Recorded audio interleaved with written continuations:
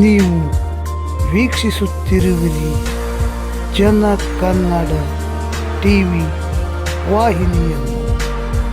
ನಿಮ್ಮ ನುಡಿ ನಮ್ಮ ನಡೆ, ಸಮೃದ್ಧಿಯ ಕಡೆ.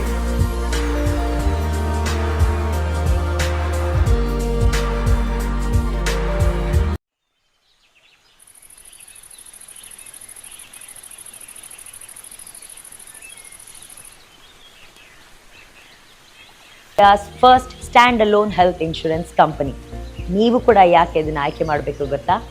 ನಿಮ್ಮ ಅಗತ್ಯಗಳ ಪ್ರಕಾರ ಪಾಲಿಸೀಸ್ನ ಕಸ್ಟಮೈಸ್ ಮಾಡಬಹುದು. Coverage for pre and post hospitalisation, cashless anywhere ಫೆಸಿಲಿಟಿಯಿಂದ ಕನ್ವೀನಿಯನ್ಸ್ ಕೂಡ ಸಿಗುತ್ತೆ.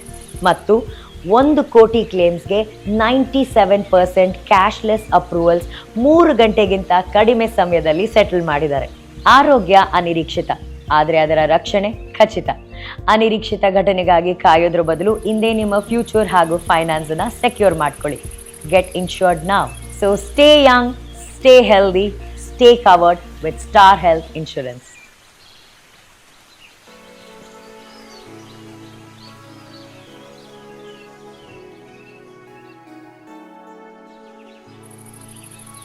ಆತ್ಮೀಯ ಜನಕನ್ನಡ ಟಿವಿ ಮಾಧ್ಯಮದ ಯೂಟ್ಯೂಬ್ ಚಾನಲ್ ಪ್ರಜ್ಞಾವಂತ ಪ್ರಬುದ್ಧ ವೀಕ್ಷಕರೇ, ನಿಮ್ಮೆಲ್ಲರಿಗೂ ಛೋಟಾ ಮುಂಬೈ ಖ್ಯಾತಿಯ ಉತ್ತರ ಕರ್ನಾಟಕದ ಹೆಬ್ಬಾಗಿಲು, ಮಿನಿ ಮೆಟ್ರೋ ಸಿಟಿ ಎಂದೆಲ್ಲ ಖ್ಯಾತಿ ಪಡೆಯುತ್ತಿರುವ ಹುಬ್ಬಳ್ಳಿ ಧಾರವಾಡ ನಗರದ ಅತ್ಯಂತ ಪ್ರಚಲಿತವಾದ ಹಾಗೂ ಪ್ರಸ್ತುತವಾದ ವಿಷಯದ ಕುರಿತು ಮಹಾನಗರ ಪಾಲಿಕೆಯಿಂದ ಹಾಗೂ ಇತರೆ ಸಂಬಂಧಪಟ್ಟ ಇಲಾಖೆಗಳ ಹಿರಿಯ ಅಧಿಕಾರಿಗಳಿಂದ ಸ್ಪಷ್ಟೀಕರಣ ಬಯಸುತ್ತಾ ಈ ವರದಿಯನ್ನು ಪ್ರಸ್ತುತಪಡಿಸುತ್ತಿದ್ದೇವೆ.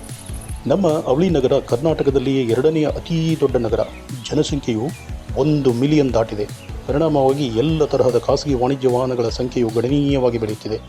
ಕಾನೂನು ಹಾಗೂ ಸುವ್ಯವಸ್ಥೆ ಕಾಪಾಡಲು ದಕ್ಷ ಪೊಲೀಸ್ ಆಯುಕ್ತರ ನೇತೃತ್ವದ ತಂಡ ಇತ್ತೀಚೆಗೆ ಅನೇಕ ಕಟ್ಟುನಿಟ್ಟಿನ ಸ್ವಾಗತಾರ್ಹ ಕ್ರಮಗಳನ್ನು ಕೈಗೊಳ್ಳುತ್ತಿರುವುದಷ್ಟೇ ಅಲ್ಲದೆ ಈ ಕುರಿತು ಸಾಮಾಜಿಕ ಜಾಲತಾಣಗಳ ಮೂಲಕ ಸಾಕಷ್ಟು ಜಾಗೃತಿಯನ್ನು ಸಾರ್ವಜನಿಕರಲ್ಲಿ ಮೂಡಿಸುತ್ತಿದೆ. ಇಷ್ಟೆಲ್ಲ ಮುಂಜಾಗ್ರತಾ ಕ್ರಮಗಳ ಹೊರತಾಗಿಯೂ ಕಾನೂನು ನಿಯಮಗಳನ್ನು ಪಾಲನೆ ಮಾಡದವರ ವಿರುದ್ಧ ಅನಿವಾರ್ಯವಾಗಿ ಕ್ರಮ ಜರುಗಿಸುತ್ತಿರುವುದನ್ನು ಮಾಧ್ಯಮಗಳಲ್ಲಿ ವರದಿ ಮಾಡುತ್ತಿರುವುದನ್ನು ನೀವೆಲ್ಲರೂ ನೋಡುತ್ತಿದ್ದೀರಿ, ಓದುತ್ತಿದ್ದೀರಿ. ನಿಮ್ಮ ನೆಚ್ಚಿನ ಜನಕನ್ನಡ ಟಿವಿ ಮಾಧ್ಯಮಕ್ಕೆ ಅಭಿಮಾನಿ ಪ್ರೇಕ್ಷಕರೊಬ್ಬರು ನಮ್ಮ ಮಾಧ್ಯಮ ತಂಡವನ್ನು ಸಂಪರ್ಕಿಸಿ ಹುಬ್ಬಳ್ಳಿಯ ವಿದ್ಯಾನಗರದಲ್ಲಿರುವ ಉಣಕಲ್ ರುದ್ರಭೂಮಿ ಆವರಣದಲ್ಲಿ ರಾಜಾರೋಷವಾಗಿ ಅನೇಕ ದ್ವಿಚಕ್ರ ವಾಹನಗಳು, ಕಾರುಗಳು ಅನಧಿಕೃತವಾಗಿ ನಿಲುಗಡೆ ಆಗಿರುವುದರ ಬಗ್ಗೆ ತಿಳಿಸಿದರು. ನಮ್ಮ ಮಾಧ್ಯಮ ತಂಡವು ತಕ್ಷಣವೇ ಸ್ಥಳಕ್ಕೆ ತೆರಳಿ ನೂರಾರು ದ್ವಿಚಕ್ರ ವಾಹನಗಳು ಹಾಗೂ ಕಾರುಗಳು ಉಣಕಲ್ ರುದ್ರಭೂಮಿ ಆವರಣದಲ್ಲಿ ನಿಲುಗಡೆಯಾಗಿರುವುದನ್ನು ಚಿತ್ರೀಕರಿಸಿಕೊಂಡು ಮಾಹಿತಿಯ ಸತ್ಯಾಸತ್ಯತೆಯನ್ನು ಖಚಿತಪಡಿಸಿಕೊಂಡ ನಂತರವಷ್ಟೇ ನಿಮ್ಮ ಮುಂದೆ ಇಲ್ಲಿ ವರದಿಯನ್ನು ಪ್ರಸ್ತುತಪಡಿಸುತ್ತಿದ್ದೇವೆ. ನಗರಾಡಳಿತಕ್ಕೆ ಸಂಬಂಧಪಟ್ಟ ಕಾನೂನು ಕರ್ನಾಟಕ ಮಹಾನಗರ ಪಾಲಿಕೆಗಳ ಅಧಿನಿಯಮ ಅಥವಾ KMC ಆ್ಯಕ್ಟ್ 1976 ಪ್ರಕಾರ ಸ್ಥಳೀಯ ನಗರ ಆಡಳಿತ ಅಂದರೆ ಮಹಾನಗರ ಪಾಲಿಕೆಯು ನಾಗರಿಕರಿಗೆ ಸರಿಯಾದ ವ್ಯವಸ್ಥೆಯುಳ್ಳ ರುದ್ರಭೂಮಿ ಅಥವಾ ಮುಕ್ತಿಧಾಮವನ್ನು ಕಲ್ಪಿಸಿಕೊಡುವುದು ಪಾಲಿಕೆಯ ಜವಾಬ್ದಾರಿಗಳಲ್ಲಿ ಪ್ರಮುಖವಾಗಿದೆ. ಒಂದು ಕಡೆ ಎಲ್ಲ ಹಂತದ ಚುನಾಯಿತ ಜನಪ್ರತಿನಿಧಿಗಳು ಹುಬ್ಬಳ್ಳಿ ಧಾರವಾಡವನ್ನು ಸ್ಮಾರ್ಟ್ ಸಿಟಿಯಾಗಿ ಪರಿವರ್ತಿಸುತ್ತಿದ್ದೇವೆ ಎಂದು ಅಂತಾರಾಷ್ಟ್ರೀಯ ಹಣಕಾಸು ಸಂಸ್ಥೆಗಳಿಂದ, ಕೇಂದ್ರ ಸರ್ಕಾರದಿಂದ ಮತ್ತು ರಾಜ್ಯ ಸರ್ಕಾರದಿಂದ ಹಣಕಾಸು ಆಯೋಗದ ಮೂಲಕ ವಿಶೇಷ ಅನುದಾನವನ್ನು ಪಡೆದು ಯೋಜನೆಗಳ ಬಗ್ಗೆ ಪುಂಖಾನುಪುಂಖವಾಗಿ ಮಾತನಾಡುತ್ತಾರೆ. ಇನ್ನೊಂದೆಡೆ ಅಮಾಯಕ ನಾಗರಿಕರು ತಮ್ಮ ವಾಹನಗಳನ್ನು ನಗರಗಳಲ್ಲಿ ಸರಿಯಾದ ಪಾರ್ಕಿಂಗ್ ವ್ಯವಸ್ಥೆ ಇಲ್ಲದೆ ಅನಿವಾರ್ಯವಾಗಿ ಇಂತಹ ರುದ್ರಭೂಮಿ ಅಂತಹ ಸ್ಥಳಗಳಲ್ಲಿ ಪಾರ್ಕ್ ಮಾಡುತ್ತಿರುವ ವಿಷಯ.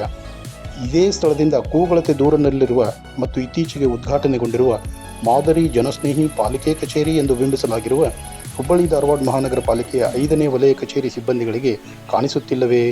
ಈ ಕುರಿತು ನಮ್ಮ ಮಾಧ್ಯಮ ತಂಡವು ಪಾಲಿಕೆಯ 5ನೇ ವಲಯ ಕಚೇರಿಯ ಸಹಾಯಕ ಆಯುಕ್ತರನ್ನು ಸಂಪರ್ಕಿಸಿ ಮಾತನಾಡಿದಾಗ ರುದ್ರಭೂಮಿ ವ್ಯಾಪ್ತಿಯು ತಮ್ಮ ಕಚೇರಿ ಆಡಳಿತಕ್ಕೆ ಸಂಬಂಧಿಸಿದೆ ಎಂದು ಖಚಿತಪಡಿಸಿದರು ಮತ್ತು ಅನಧಿಕೃತ ಪಾರ್ಕಿಂಗ್ ವೀಕ್ಷಿಸಲು ಇನ್ಸ್ಪೆಕ್ಟರ್ ಕಳಿಸಿಕೊಡುವುದಾಗಿ ತಿಳಿಸಿದರು. ಮುಖ್ಯ ರಸ್ತೆಗಳಲ್ಲಿ ಸರಾಗವಾಗಿ ಸಾರ್ವಜನಿಕರು ಸಂಚಾರ ಮಾಡಲು ಅನುಕೂಲವಾಗುವಂತೆ ಸಂಚಾರಿ ಪೊಲೀಸ್ ಇಲಾಖೆ ಸಿಬ್ಬಂದಿಗಳು ಅನಧಿಕೃತವಾಗಿ ವಾಹನ ನಿಲುಗಡೆ ಮಾಡಿರುವ ಮಾಲೀಕರಿಗೆ ದಂಡ ವಿಧಿಸುತ್ತಿರುವುದೇನೋ ಹೌದು. ಹಾಗಾದರೆ ಇನ್ಮುಂದೆ ಸೀಮಿತ ಸಂಖ್ಯೆಯ ಸಂಚಾರಿ ಪೊಲೀಸ್ ಸಿಬ್ಬಂದಿಯೂ ಸಹ ರುದ್ರಭೂಮಿಗಳಿಗೂ ತೆರಳಿ ದಂಡ ವಿಧಿಸಬೇಕೇ? ಈಗಾಗಲೇ ನಗರಾಡಳಿತದ ವೈಫಲ್ಯದ ಅನೇಕ ವಿಷಯಗಳ ಕುರಿತು ಅನೇಕ ಸಾರ್ವಜನಿಕರು ಹಾಗೂ ವಿವಿಧ ಸಂಘ ಸಂಸ್ಥೆಗಳು ನ್ಯಾಯಾಲಯಕ್ಕೆ ರಿಟ್ ಪೆಟಿಷನ್ ಅರ್ಜಿ ಸಲ್ಲಿಸುವ ಮೂಲಕ ತಮ್ಮ ವಿನಂತಿಯನ್ನು ಮಾಡಿವೆ. ಹಾಗಾದರೆ ಸಣ್ಣ ಸಣ್ಣ ವಿಷಯಗಳಿಗೂ ಯಾವುದನ್ನೂ ಸ್ಥಳೀಯ ಚುನಾಯಿತ ನಗರಾಡಳಿತ ಸರಳವಾಗಿ, ಸರಾಗವಾಗಿ ಮತ್ತು ಸುಲಲಿತವಾಗಿ ನಿಭಾಯಿಸಬೇಕೋ ಅಂಥ ವಿಷಯಗಳನ್ನು ನ್ಯಾಯಾಲಯ ನಿರ್ಧರಿಸಬೇಕೇ? ನಗರದ ಜನನಿಬಿಡ ಪ್ರದೇಶಗಳಲ್ಲಿ ಸರಿಯಾದ ಪಾರ್ಕಿಂಗ್ ವ್ಯವಸ್ಥೆ ಇಲ್ಲದಿದ್ದರೆ ನಾಗರಿಕರು ತಮ್ಮ ವಾಹನಗಳನ್ನು ಎಲ್ಲಿ ನಿಲ್ಲಿಸಬೇಕು? ನಾಗರಿಕರು ವಾಹನಗಳನ್ನು ಖರೀದಿಸುವ ಸಮಯದಲ್ಲಿ ಕಡ್ಡಾಯವಾಗಿ ಕಾನೂನಿನ ಪ್ರಕಾರ road tax, life time tax ಮುಂತಾದ ಕರಗಳನ್ನು ಕೊಟ್ಟು ಇನ್ನೂ ಅನೇಕರು ಫೈನಾನ್ಸ್ ಕಂಪನಿಗಳಿಂದ ಸಾಲ ಮಾಡಿ EMIಗಳ ಕಂತುಗಳನ್ನು ಕಟ್ಟುವ ಮೂಲಕ ಖರೀದಿಸುತ್ತಾರೆ. ಇಂತಹ ಸಂದರ್ಭದಲ್ಲಿ ಅನಿವಾರ್ಯವಾಗಿ ತಕ್ಷಣಕ್ಕೆ ಸಿಗುವ ಸಾರ್ವಜನಿಕ ಸ್ಥಳಗಳಲ್ಲಿ ವಾಹನ ನಿಲ್ಲಿಸಿದರೆ ದಂಡ ತೆತ್ತುವ ಅಧೋಗತಿ.